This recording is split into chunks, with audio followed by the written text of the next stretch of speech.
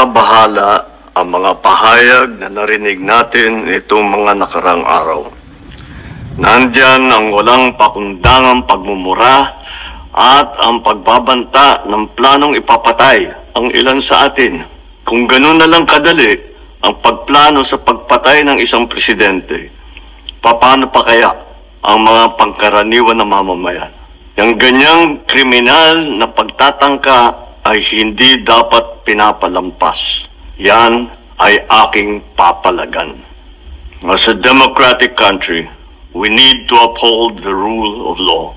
Ako, bilang pinuno ng Executive Department at lahat ng mga nanunungkulan sa pamahalaan ay may sinumpaang tungkulin na tutupdin at pangangalagaan ang konstitusyon at ang ating mga batas. Kaya hindi tama ang pagpigil sa mga halal ng bayan sa paghahanap ng katotohanan. Hindi na sana hahantong sa ganitong drama kung sasagutin lamang ang mga lehitimong katanungan sa Senado at sa House of Representatives. Ang katotohanan ay hindi dapat itokhang. Tapos na sana ang usapang ito kung tutuparin lamang ang sinumpaang panata na bilang lingkod bayan ay magsabi ng totoo at hindi hahadlangan.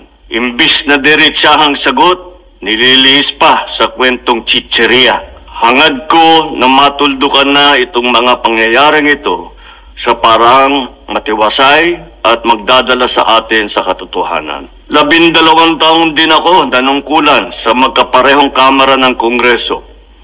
Batid ko ang kapangyarihan iginawad sa kanila ng taong bayan at ng ating konstitusyon. Dahil dito, iginagalang ko ang kanilang gawain bilang isang independenteng sangay ng ating republika. Kahit ang buong executive branch, lahat ng mga ahensya ay hindi nakakaligtas at parating sumasailalim sa kanilang masusing pagsusuri. Bilang isang bansa, marami tayong mga paghamon na dapat harapin at mga suliraning dapat bigyan ng lunas. Sa kabila ng mga pambabatikos, nakatuon ang aking pansin sa pamamahala. Ngunit, hindi natin ikokompromiso ang rule of law. Kailangan manaig ang batas sa anumang sitwasyon, sino man ang tamaan. Kaya hindi ko hahayaan magtagumpay ang hangarin ng iba na hatakin ang buong bansa sa burak ng politika. Igalang natin ang proseso. Tuparin natin ang batas. Alalahanin natin ang mandato na pinagkatiwala sa atin ng milyon-milyon na Pilipino. Magtrabaho po tayo sa ikauunlad ng Republika ng Pilipinas at para matamo ang bagong Pilipinas. Welcome to Team Sam TV, your channel for the latest news updates. Here, we break down the biggest stories from around the globe, covering everything from breaking news to politics.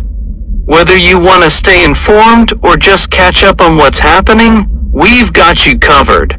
So, don't forget to subscribe and hit that notification bell so you never miss out on the latest news. Join the Team Sam TV family, and let's explore the world together, one update at a time.